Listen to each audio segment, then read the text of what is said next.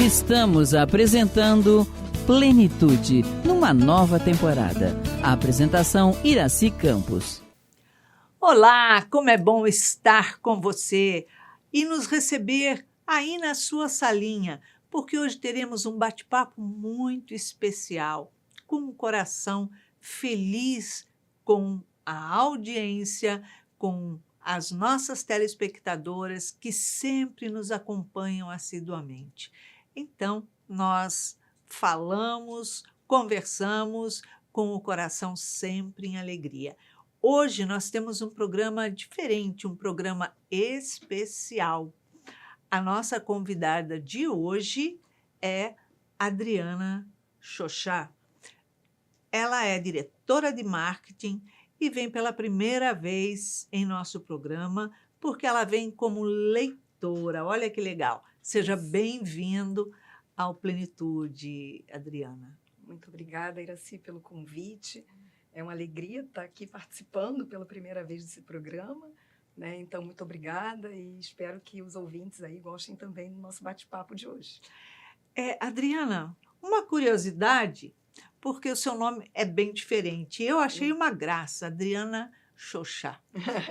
O que significa Xoxá? Porque eu sei que você tem uma descendência lá de fora, você morou lá fora. Isso, meu nome é Adriana Xoxá, ele é um nome judeu, né?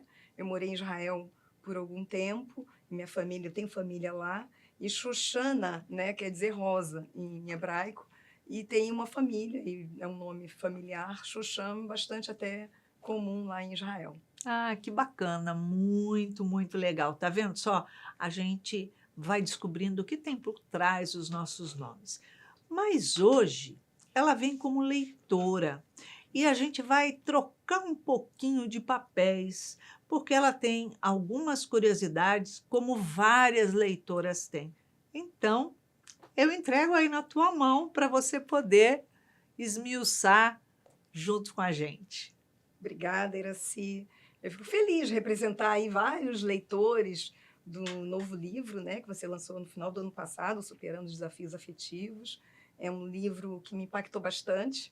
E antes de eu começar a fazer algumas perguntas de curiosidades, que eu sei que, assim como eu, os leitores também têm essas curiosidades, eu queria dar um testemunho de como esse livro me impactou, né? Eu sou uma executiva, né, trabalho em empresas há muitos anos, e há alguns anos a gente vem estudando muito sobre essa impermanência e essa mudança, né, do mundo. Então, os filósofos, antropólogos falam muito de mundo VUCA, né, que é um mundo volátil, incerto, complexo, ambíguo, o mundo Bunny, que fala muito do não linear, do ansioso. E toda essa mudança do mundo eu vinha estudando há algum tempo e fazendo previsões para negócios, estratégias, de como essa mudança no mundo impactava os negócios. E sempre trabalhando com isso, e quando eu comecei a ler o Superando os Desafios Afetivos, eu comecei a ter um despertamento de que eu fazia muito bem isso para empresas, mas eu não estava fazendo isso para a minha vida, né? Olha só. Como indivíduo, eu estava me preparando para enfrentar esse mundo que está tão dinâmico e tão impermanente. O profissional, né? E eu acho que hoje em dia as pessoas, né, elas têm muito olhar para fora e pouco se olham para dentro. Então, eu comecei a pensar, não, eu tenho que me preparar para enfrentar isso, porque toda vez que a gente passa por essas mudanças, seja uma Covid ou o que está acontecendo agora, né, uma inundação no Rio Grande do Sul, eu acho que a gente é impactado, algumas pessoas de formas diferentes, mas esse impacto é muito importante que a gente possa lidar, superar esses desafios, e todo desafio também vem com um desafio afetivo, né? Com certeza! Então, eu acho que esse livro ele é perfeito, porque ele, além de falar do superar os desafios, é superar os desafios afetivos, porque no final do dia a gente tem relações e essas relações são impactadas, porque a Adriana de lá atrás não é a mesma, né, de hoje, não será a mesma de amanhã, e que bom, né, que a gente se prepare, vai crescendo, para né? crescer e para poder se preparar, assim como a gente prepara a empresa, como é que eu me preparo para enfrentar essas mudanças, né? Então, porque a gente se depara com vários momentos aflitivos na nossa vida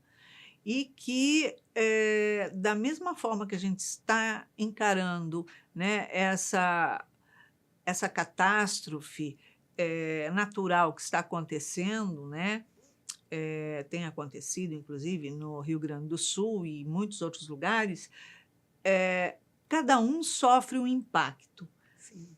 dentro do nosso relacionamento afetivo. Mas quando a gente se encontra, o impacto para um reverbera de certa forma internamente e para outro de uma outra forma. E isso faz com que a gente acabe entrando muitas vezes em conflitos pela dor, né? É verdade, Iraci.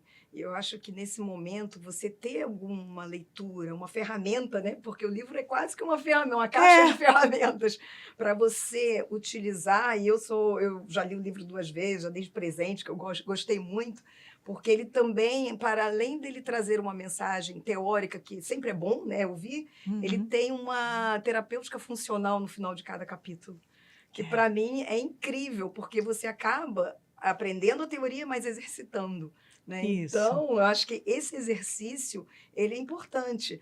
É como se quando você vai correr uma meia maratona, né? Você sabe que você tem que se preparar.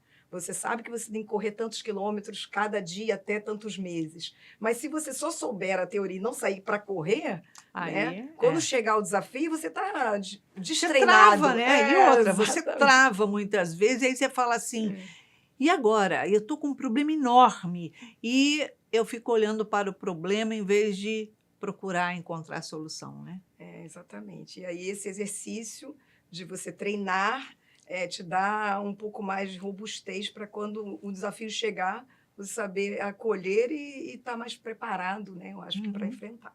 Com certeza. Então, eu como leitora tenho algumas curiosidades para perguntar sobre o livro, tá? Pode Fique ser? à vontade. Então, pronto. Primeiro, eu queria, na verdade, uma pergunta com 3 perguntas, né? Que eu tenho uma curiosidade muito... Eu acho que não é só minha, eu acho que espero que de todo mundo que está nos escutando. Primeiro, quem é a Anísia da Silveira, né? Como você conheceu a Anísia, como ela te encontrou, como você a encontrou, e como foi esse processo, esse chamamento, né, de você psicografar um livro dela, né? Essa obra, essa joia que é esse livro, né? Essa maleta de ferramentas aí que pode ajudar tantas pessoas, né? Assim como me ajudou. A doutora Anísia da Silveira, ela foi uma grande psiquiatra, a primeira mulher em se formar medicina no nosso país, na faculdade mais antiga que tem no Brasil, que é a Faculdade de Salvador. Numa turma de 157 homens, estava ela lá, toda baixinha, pequenininha, mas valente. Se formou, veio para o Rio de Janeiro para trabalhar como psiquiatra. E aí, nessa jornada dela, de estar num grupo extremamente machista, imagina o psiquiatra, né, todos eles homens, olhando para aquela mulher baixinha, pequenininha, miudinha ali e tal, e sendo ali colega de trabalho. Então, numa época muito difícil, que ela teve que aprender, se preparar para aplicar o choque. Então, quando eles chamaram e colocaram ela pela primeira vez para apertar o botão ali, aplicando um choque elétrico no paciente, ela disse não. E eles, como não? É a sua obrigação, você tem que fazer. Ela falou, não, eu me recuso a fazer isso, porque eu não concordo com isso. E quando ela disse, eu não concordo com isso, logo vem a pergunta, mas quem é que a senhora pensa que é? Né? É lógico. E ela disse, eu não concordo com isso, porque um paciente só pode ser curado e tratado através do amor, jamais pela violência. E era uma época que se usava choque elétrico, que eles saíam completamente destrambelhados dali, né? Utilizava camisa de força e lobotomia, que era um furo que se fazia aqui entre as sobrancelhas, né, aqui na testa, e que ele perdia completamente sua referência de vida, apagava a vida dele. E ela, com essa atitude, ela colocou ali um divisor de águas dentro da psiquiatria, porque ela bateu o pé e foi de frente com todo mundo. Que mulher forte, né? Ela é. Eu costumo chamá-la de pequena grande mulher, porque ela é pequenininha, miudinha, toda baixinha, assim, toda compacta, mas uma grande mulher que marcou a psiquiatria, tanto no nosso país quanto fora. E ela fez inúmeros trabalhos ali com os seus pacientes, que ela chamava de clientes para não diminuir eles, Interessante. e colocou telas para eles pintarem, buscando fazer uma terapia prática. E aí ela notou que esses pacientes, mesmo sem conhecimento, mesmo com cultura zero e conhecimento artístico zero, eles pintavam todas as telas e elas eram todas em formas de círculo. Isso chamou a atenção dela, porque eles nem se interagiam assim entre eles. Ela falou, não, vou procurar quem pode me dizer alguma coisa. Juntou esses trabalhos, foi embora para a Suíça falar com o maior psiquiatra da época e que era o papa da psicologia. E quando ela mostra aquilo a ele, ele diz assim, esses desenhos em forma de círculo são mandalas, que foi o nome que ele deu na época. E se a senhora observar cada um desses desenhos, a forma que é trabalhada, o que o paciente expõe ali, a senhora vai aprender a fazer a leitura dessas telas, identificando qual o conflito verdadeiro dele, qual a maior dor e qual é o transtorno que ele sofre. E a senhora vai poder curá-lo. Ela passou 2 anos na Suíça estudando com o Carl Gustav Jung. Nossa. E foi a precursora da psicologia junguiana, que é a psicologia analítica, no nosso país. Ela que trouxe para cá a psicologia. E, a partir daí, ela passou a curar os seus pacientes. Que incrível, né, Iraci? É interessante que uma história tão impactante, uma mulher tão forte, tão importante, né, na história, talvez nem todo mundo conheça, né, a história da Anísia Silveira. Exatamente. Então, que eu era bom que você está uma. colocando, que bom que você está trazendo a história dessa grande mulher, né? É importante isso. Né? Eu não conhecia ela nem a história dela. Eu não conhecia nada, nunca tinha ouvido falar de Anísia da Silveira. E, para mim, foi mais impactante ainda, porque depois de 7 meses, mais ou menos, que o livro foi lançado, teve um boom em cima do nome dela. Começaram a surgir inúmeras homenagens, reconhecimento aqui e em outros países. Para você ter uma ideia, incluindo a China, que fez um trabalho lindo de reconhecimento, divulgação, de homenagens a ela. Isso tudo foi depois do lançamento do primeiro livro, que foi Reconstruindo Emoções. Então, Divaldo fala que tudo isso foi um preparo para o despertamento e o reconhecimento da população da grandiosa mulher que ela foi. Que importante, né? Porque para além do conhecimento que a gente tem nos livros, né? Saber da história dela, né? E que tão pouco falada, é uma mulher tão importante na nossa brasileira, eu acho que é muito importante e que bom que você está contando essa história aqui. Eu espero que muitas outras pessoas conheçam, né? E que esse livro propague mais ainda a história da Anísia. Porque se fosse depois, ou melhor, se esse boom tivesse ter sido antes do lançamento do livro, poderia-se até cogitar, é porque ela está em evidência hoje e tal, e que está sendo trazida a psicografia. E não, foi exatamente ao contrário. Então, foi tudo uma organização pela espiritualidade para que isso viesse. Que bom. Muito bacana. E eu sei que ela faleceu em 1999, né? Isso. E como você a conheceu? Como é que ela chegou na sua vida, né? Pois é, ela chegou na minha vida de uma forma assim inusitada, porque eu recebi algumas mensagens de espíritos dizendo que eu iria psicografar livros. Eu fiquei quieta, não me manifestei, porque, tipo assim, falou, ouvia melhor calar a boca antes que tenha que fazer. Fingi que não era comigo.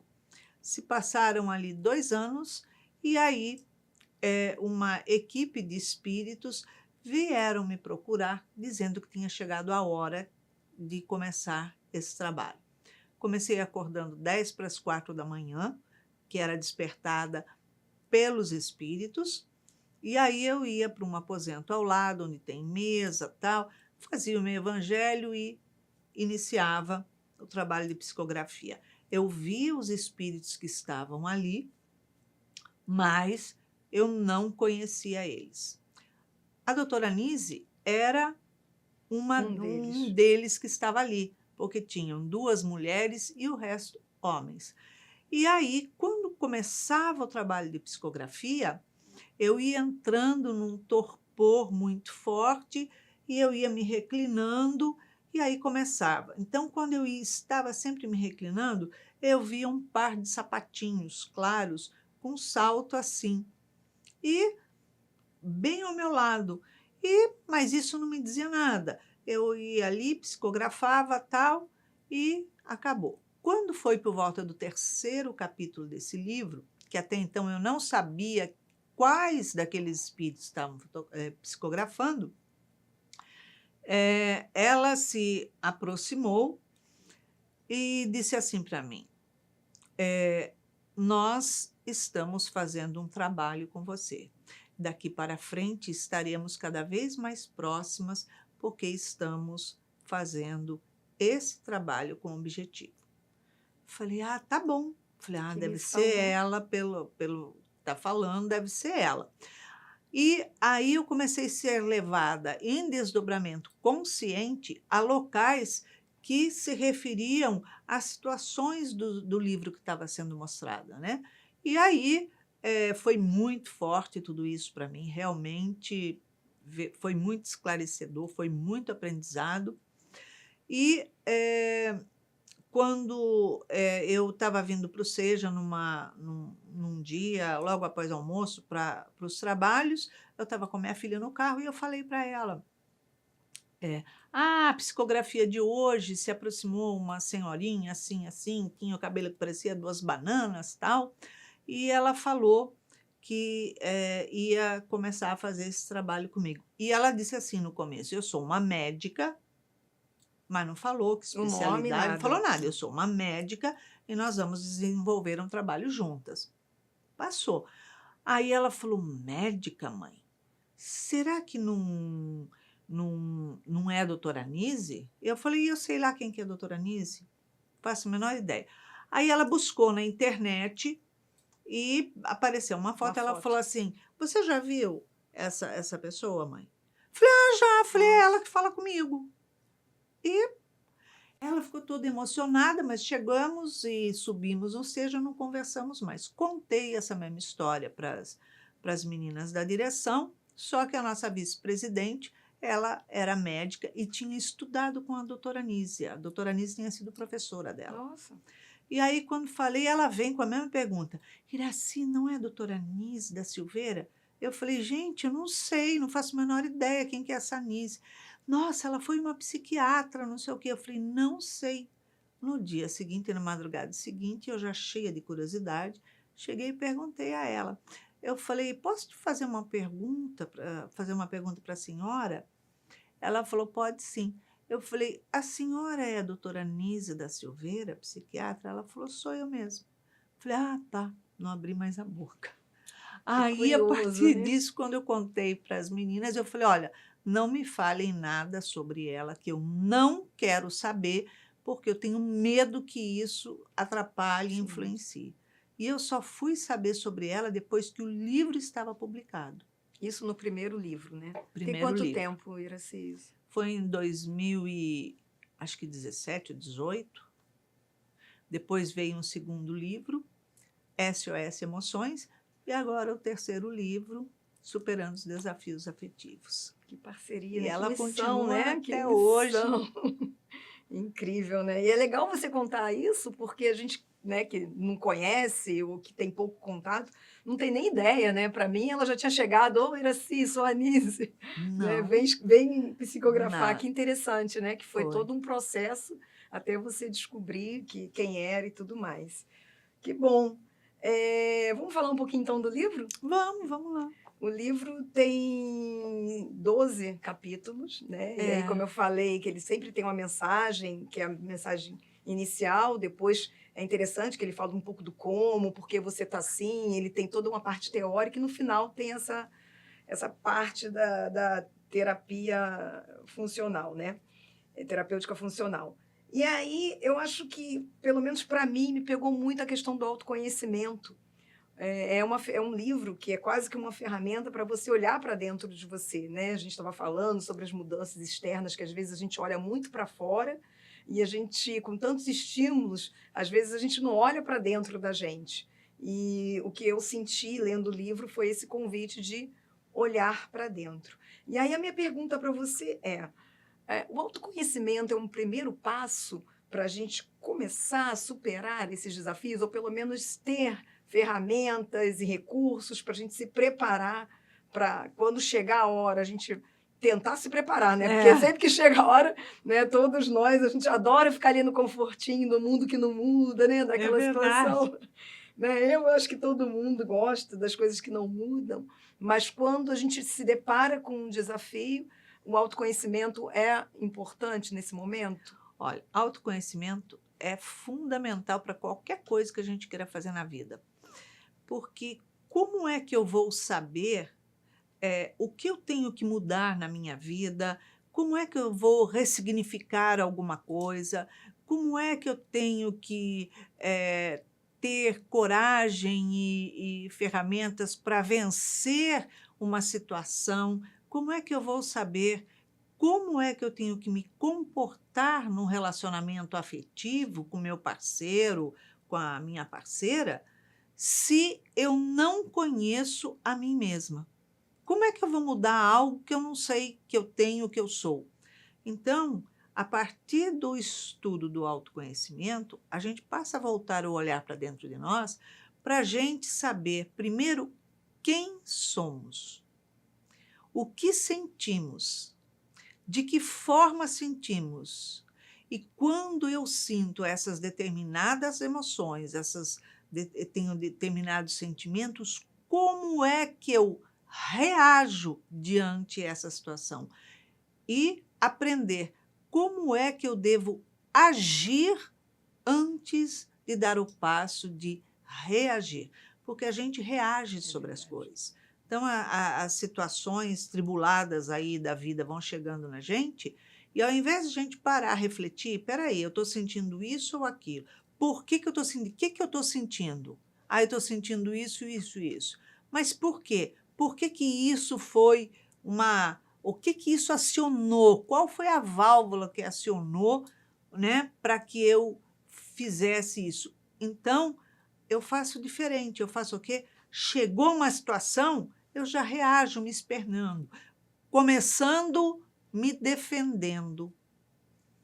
A gente fala assim, não, isso não é bem assim, não, não é isso, eu não quis dizer isso, não foi isso que eu entendi. Então, eu me armo primeiro. De forma muito reativa, né? Eu me armo para me defender, algo que muitas vezes é só a gente conversar, se entender que não há necessidade de ter uma reação, um revide e uma defesa. Né? Então, a gente se enche de tensão para poder caminhar. É verdade. E esse autoconhecimento, ele é diário e sempre, né? Porque a gente vai mudando, né, também, né? Graças a Deus. Graças a Deus, a gente vai evoluindo, né, Iraci? A ideia é essa, inclusive, né? Que a gente Exatamente. aprenda, que a gente use nossas experiências para a gente evoluir e se tornando cada vez melhor, né? Eu acho que é isso que é a base, né, da gente estar aqui, inclusive. Exatamente. Então, eu acho que o autoconhecimento é para sempre, todos os dias. É a chave. É a chave para a gente ir se percebendo, e isso faz toda a diferença num contexto. É isso aí. É. Nós Terminamos o primeiro bloco, viu que foi rapidinho, nós vamos para um pequeno intervalo, para um chazinho gostoso e retornamos já já, não saia daí. Estamos apresentando Plenitude, numa nova temporada. A apresentação Iraci Campos. Estamos de volta no segundo bloco do nosso programa e hoje com um bate-papo diferenciado, muito especial, com a convidada Adriana Sochan.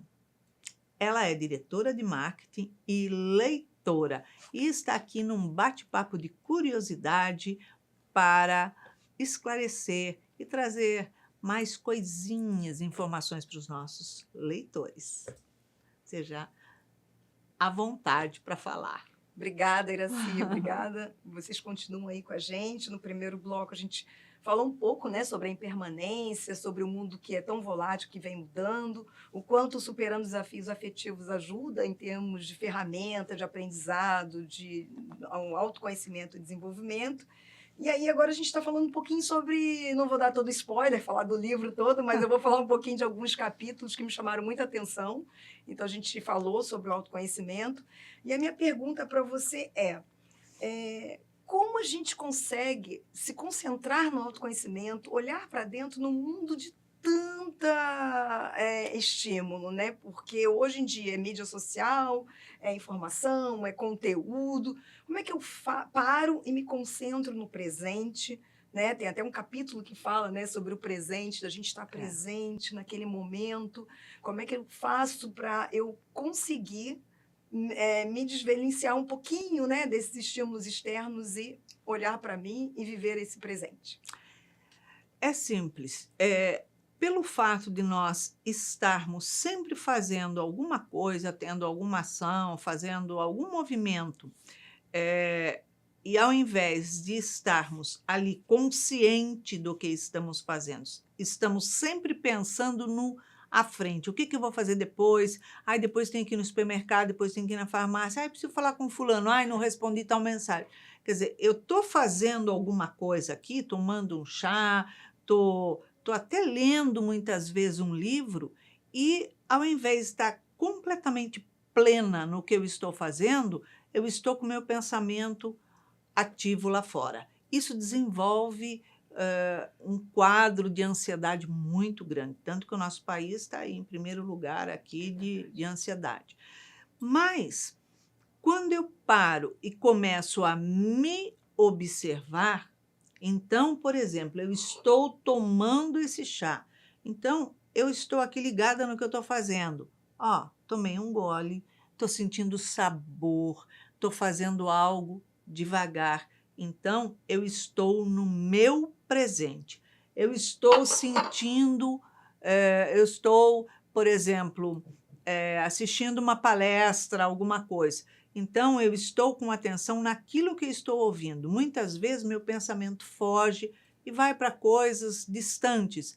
Então, eu tenho que trazer o meu pensamento de volta. Olha só, agora é o meu momento de ouvir isso, de interiorizar isso.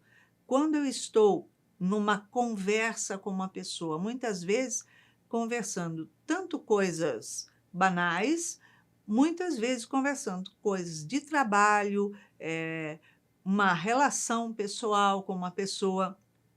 Eu estou aqui conversando com a pessoa, mas muitas vezes pensando no que ela vai responder, estou pensando que eu preciso falar com outra pessoa, estou querendo encurtar logo a conversa para dar uma desculpa, ir para o banheiro, está muito chato, para fazer alguma outra coisa. Então, na verdade, a minha preocupação é sempre no depois, nunca no presente.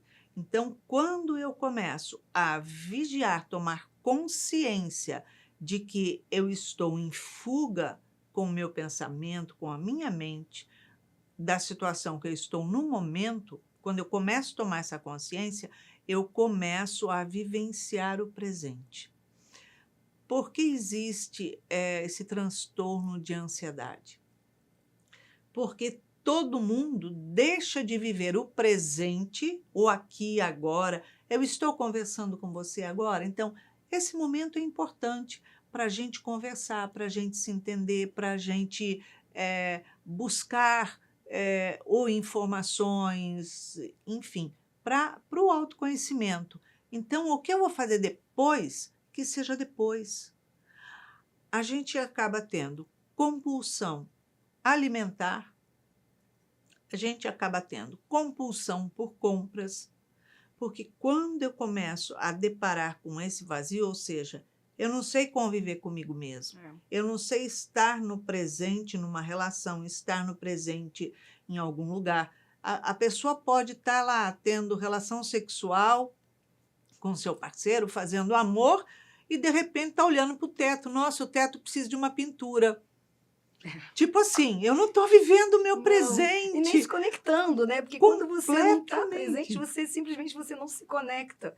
Né? E eu acho, viaja. Eu acho que você deu bons exemplos aí da gente focar no que a gente está fazendo e também tentar dominar um pouco do nosso pensamento. Não é o pensamento que domina a gente, gente que tem que ir lá buscar ele, trazer de volta, criar estratégias da gente focar, e eu acho que isso ajuda na produtividade até. Né? Uma das formas importantes para eu enviar essa mensagem para o meu cérebro, o que eu tenho que fazer agora é isso aqui. É eu fazer anotações. Por exemplo, tal hora eu vou fazer isso, tal hora eu vou ter uma reunião com fulano, tal hora eu vou assistir palestra. Então, eu anotar de verdade as etapas. Quando eu faço isso, eu já passo uma mensagem ao meu cérebro o seguinte: olha só, agora é a hora de fazer isso. Então, eu sei o que eu tenho que fazer depois, eu já tenho até o controle dos meus horários, do que eu pretendo fazer, um planejamento. Então, eu não preciso me preocupar com o depois. Então, é uma forma de ajudar o meu cérebro a relaxar. Então, é agora, é agora. Eu sei que eu tenho um planejamento para depois e que está tudo organizado. Então, está organizado dentro de mim e fora de mim. Ai, que incrível, porque eu acho que todo mundo que está escutando a gente passa por isso, né? Às vezes você lê um capítulo do livro, você tem que voltar lá no início porque você estava com um pensamento tão assim, né? diverso que você acaba tendo que voltar, e quantas vezes você poderia estar ali plena, curtindo aquele momento, né? Absorvendo todo aquele conhecimento, aquela palavra, ou escutando mais atentamente uma pessoa, porque quando você não está presente também, você não escuta, né? Não escuta. Não conecta, não fica feliz, né? Porque você está sempre com pensamento em várias outras coisas, e eu acho que atrapalha até a produtividade. Eu tento colocar isso também no meu trabalho. Momento de ler e-mails, vamos ler e-mails. Porque senão você acaba se você ficar muito desconectado ou com muita ansiedade para fazer tudo ao mesmo tempo, você acaba não vivendo o presente, e isso impacta muito nas relações. Né? A doutora Anise fala que é uma técnica, inclusive, para a gente usar para controlar a ansiedade, para ter uma noite de qualidade de sono. Porque quando você anota, manda essa mensagem, você não fica numa tensão inconsciente de acordar porque tem que fazer tanta coisa, porque eu sei que tem que acordar tal hora.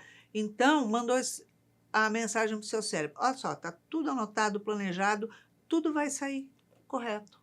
E aí a gente consegue ter uma noite mais relaxante. Que bom, que bom. E a gente está precisando, né? Quem não passa algumas noites aí pensando nas atividades do dia seguinte e acaba tendo uma má noite de sono, um mau dia, né? Porque quem dorme mal, né? Acho que também não acorda bem e não consegue estar bem. E aí, para superar os desafios, fica cada vez mais difícil, né, gente? Então, falamos de autoconhecimento, falamos de presença. Eu queria falar um pouquinho agora sobre responsabilidade emocional afetiva. Num mundo onde as relações são tão superficiais, e talvez até por conta de não estarmos presentes e não nos conectarmos, no mundo onde as pessoas, né, estão sempre com pressa, ou pouco interessadas em ouvir histórias das outras e pouco interessadas em se conectar com as outras, Como fica, né, Iraci, essa responsabilidade emocional, afetiva que a gente precisa ter com o outro? Como é que ficam essas conexões? Tanta gente que está aí nos ouvindo, passando por, né, por desafios aí com seu, na sua família, e não é só com o amado, né, só a relação afetiva, amorosa, mas também a gente passa também desafios com a família, com o trabalho, enfim. Como é que a gente faz com a responsabilidade emocional afetiva para a gente melhorar isso? Olha, nós temos inúmeras relações afetivas. O nosso parceiro ou parceira, companheiro, marido, esposa, namorado. Temos relação afetiva com os nossos filhos, com amigos, com pessoas de trabalho. E a gente tem responsabilidade com aquilo que a gente estimula e aciona no outro. Eu tenho responsabilidade com aquilo que eu provoco no outro. As pessoas, doutora Anise diz assim, que estão em relacionamentos completamente voláteis. Eles são muito superficiais, muito frágeis, porque as pessoas não querem e têm medo de ter que assumir qualquer responsabilidade no relacionamento. Então, o que eu puder fazer para não assumir responsabilidade, eu vou fazer. Então, começo que a minha conversa com o outro é mais por rede social, é mais por teclado, né, por mensagens, do que verbais. E tem gente até que acha legal isso, né? Ah, eu não quero me conectar com ninguém, né? É. E tá tudo bem, é uma opção, mas eu acho que Mas você não é acaba... Isso gera em algum momento também um vazio, né? Gera uma fragilidade muito grande. A insegurança se instala no relacionamento. Porque se eu não assumo um relacionamento com você, eu te deixo livre para fazer qualquer coisa. E eu estou livre para fazer aquilo que eu quiser. Você não pode me cobrar, eu não posso te cobrar. Você não pode me questionar o porquê, porque eu ia sair com você qualquer coisa e te deixei no vácuo, não saí. E você não tem o direito de me questionar. Pô, marcou comigo e não veio? Não, porque aí eu estou me expondo. Então, os relacionamentos hoje, eles passam a ser muito fugazes porque ninguém quer assumir comprometimento com nada. Então, a relação é assim, a gente sai junto, a gente dorme, transa, pronto, acabou, e cada um vive a sua vida. Então, ela vem dando até os nomes das relações que estão estabelecidas hoje e que, no entender das pessoas, não geram compromisso nem responsabilidade. Então, o que acontece? Eu estou saindo com você, eu estou pegando você há 1 ano e meio, estou numa relação com você há 1 ano e meio, porém, se eu estou só saindo, pegando, que é o termo que eles usam... Ela usa isso no livro, né? Até interessante. Usa. Se eu estou só saindo, pegando, significa que eu saio com você há 1 ano e meio, todo final de semana, seja lá o que for, mas nada me impede de sair com fulano, ciclano, beltrano, e você também. Eu não tenho direito de perguntar nada, cobrar nada, porque eu não tenho compromisso nenhum com você. Quando chega numa relação de, olha só, eu estou ficando, já é um negócio muito sério. Porque significa o quê? Que eu não tenho direito de sair com outras pessoas, nem você de pegar outras pessoas, mas também não tenho compromisso nenhum com você, olha. Então, se eu estou saindo 1 ano e meio, 2 anos com você, e tipo assim, ó, a coisa está ficando séria, mas eu não quero me envolver, então eu te deleto, eu te excluo, eu te dou um passa fora. Eu não te falo nada, eu não te ligo, eu não te mando mensagem, nós saímos hoje e amanhã, de repente, você vai ver que você está bloqueado no meu telefone, nas redes sociais, em tudo. E aí, com medo de se expor, a pessoa não vai perguntar, peraí, a gente está saindo há tanto tempo, o que aconteceu? Peraí, Te fiz alguma coisa? Não. E eu saio, encontro com outras pessoas e tipo assim, oi, quando cumprimento ou não. É o que você falou, as pessoas estão realmente com dificuldade de se Total. expor, de falar do seu sentimento, né? As pessoas hoje em dia até se sentem constrangidas de falar que gosta, que quer, que, né? Eu acho que As isso é pessoas... culturar um pouco isso, né? Eu espero que em algum Exato. momento a gente possa superar isso, porque energeticamente isso também não deve ser bom, né, Iraci? Não, porque as pessoas procuram bares para se entorpecer e poder pegar uma pessoa ou outra ali, se relacionar, tal, e um beijo, um queijo, tchau, tchau. As pessoas, quando se juntam para ir a um restaurante, já se torna um pouco mais reservado. Porém, cada um vem com o seu telefone celular e conversa uma coisa ou outra, mas está ali no seu telefone, fazendo selfie, não sei o quê, mas nada que comprometa. Então, tem medo de ter filhos, se casar nem pensar, eu vou para tua casa, você para mim, a gente dorme junto, pronto, acabou, eu tenho uma vida de casal, mas eu não assumo compromisso. Então, ela fala da responsabilidade que nós temos, o que nós despertamos no outro. A esperança, a confiança de que, olha, a gente está saindo, a gente está se gostando, não sei o quê. E, na verdade, quando eu vejo que eu estou realmente deixando de ficar apaixonada para ter um sentimento mais profundo, eu caio fora. Parece que é até um alerta, né? Olha, daqui para frente, eu acho que eu vou me envolver demais, vou embora. Exatamente eu isso. acho que tem um outro capítulo que ela fala, que é do desapego, né? Eu acho que quando a gente está numa situação dessa, porque quem nunca, né, esteve numa situação dessa, acho que a gente tem que repensar, será que é isso que eu quero para a minha vida, né? Será que é dessa forma que eu quero ter essa troca que eu quero? Ou está na hora de eu desapegar dessa situação que não é o que eu quero para a minha vida, né? Então, acho que ela fala muito também, e tem um capítulo que eu gosto muito, que ela fala sobre o desapego. E você quer falar um pouquinho sobre esse desafio, que é um desafio também, né? Porque Nossa a gente Senhora. se desapegar de coisas, às vezes a gente vai arrumar um armário, assim, mal comparando, né, claro? Mas a gente tem verdade. dificuldade de desapegar de uma blusa. Imagina a gente se desapegar de uma situação, de emprego, a gente às vezes não está bem, tem dificuldade de se desapegar, né? Imagina de um ser que a gente gosta, que a gente ama, que a gente nutre, né, ali um sentimento. Como é esse exercício para a gente se desapegar, que eu acho que junto com um outro tema que ela também traz, que eu amo, que é o robustez emocional, né?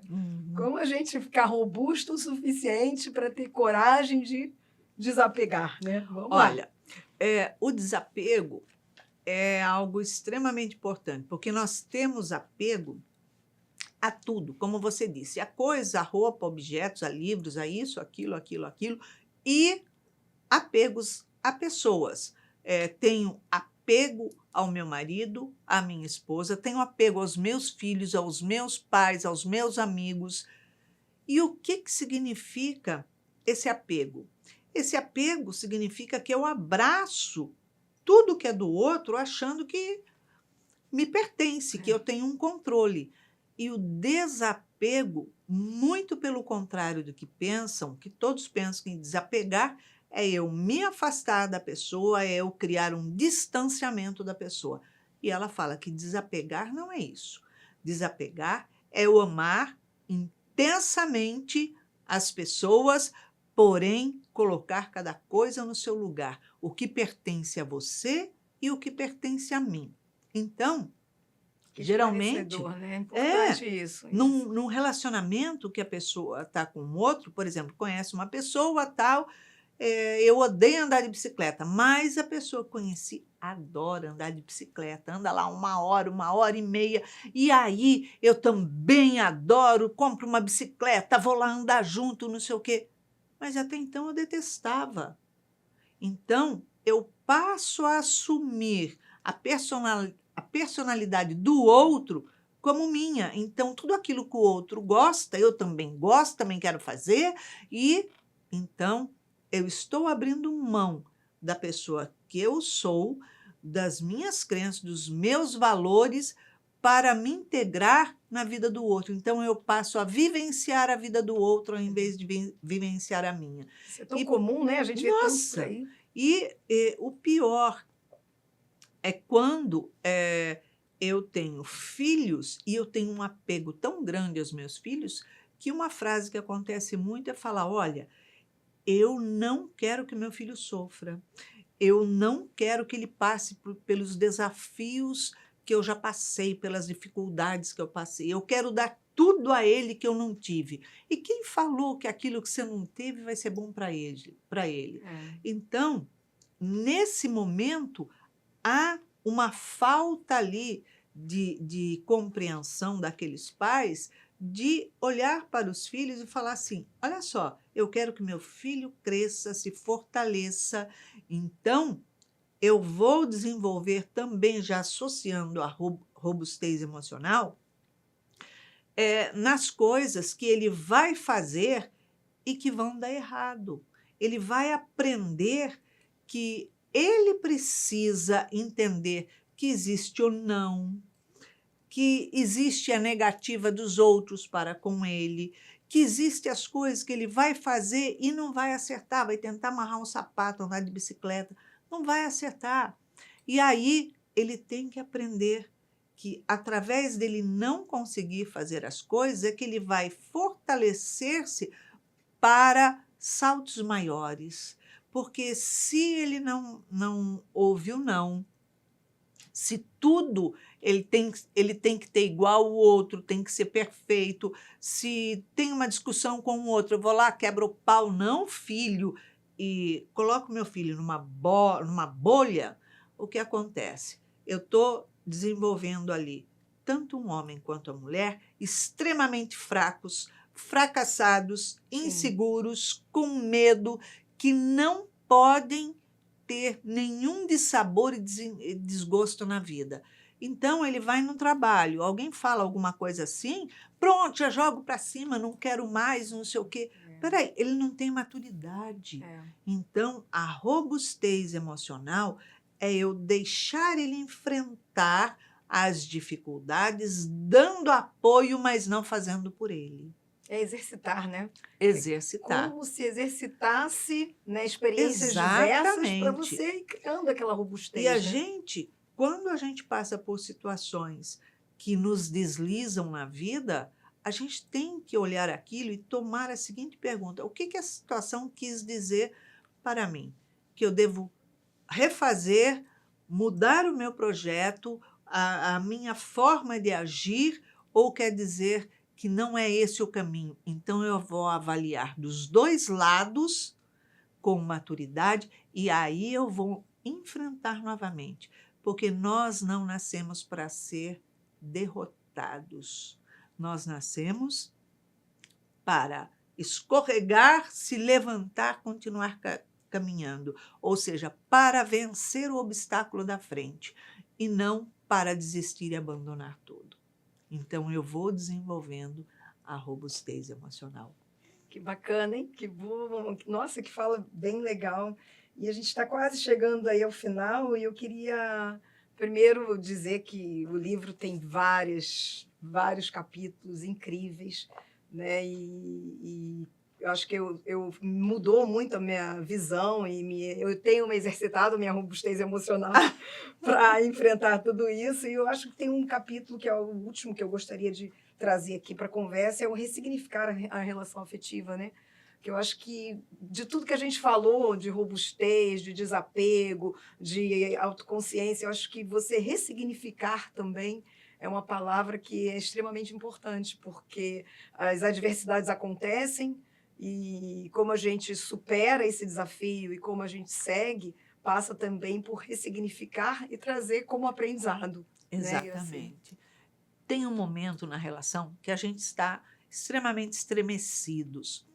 E aí, a gente se inflama em qualquer discussão, qualquer desgosto, qualquer contrariedade. Então, ao invés de a gente falar sobre a situação em si que ocorreu, a gente vai buscar um revide, a gente começa a buscar lá atrás coisas que aconteceram na nossa relação e trazer para frente. É porque aquele dia você fez isso, é porque na Páscoa você fez isso com a família, porque com os seus pais, com os meus, porque teve uma vez que você me largou assim. É assim mesmo. Então, você traz tudo aquilo que você não resolveu emocionalmente na relação e você joga tudo para o mesmo tacho e começa a discutir sobre aquilo. Então, nesse momento, a consciência de falar sobre o assunto, mesmo que não consiga falar na hora, porque isso está todo mundo aflorado, deixar para um outro momento, mas falar sobre o assunto em si, com a consciência e a madureza do que significa para mim e o que significa para você. Se eu tenho muitos desajustes com você, eu vou buscar me concentrar na nossa vida agora, porque naquela época minha cabeça era outra, minhas emoções eram outras, eu estava mais frágil do que hoje, eu tinha menos maturidade do que hoje. Então, nesse momento, tem que ressignificar e aprender a avaliar os nossos sentimentos, não baseado nas nossas emoções, mas no que sentimos realmente por uma pessoa, com os defeitos dela, com os erros dela e com os acertos dela. Porque muitas vezes chega a hora do deixar ir. E é necessário, muitas vezes, deixar aquela pessoa ir, seguir a vida dela, sair da nossa vida, para que a gente possa e tenha a condição de ressignificar a relação daqui para frente e ressignificar ela para trás, enxergando que teve os momentos bons, momentos felizes, as situações onde nós construímos uma relação boa e que nem de tudo foi ruim.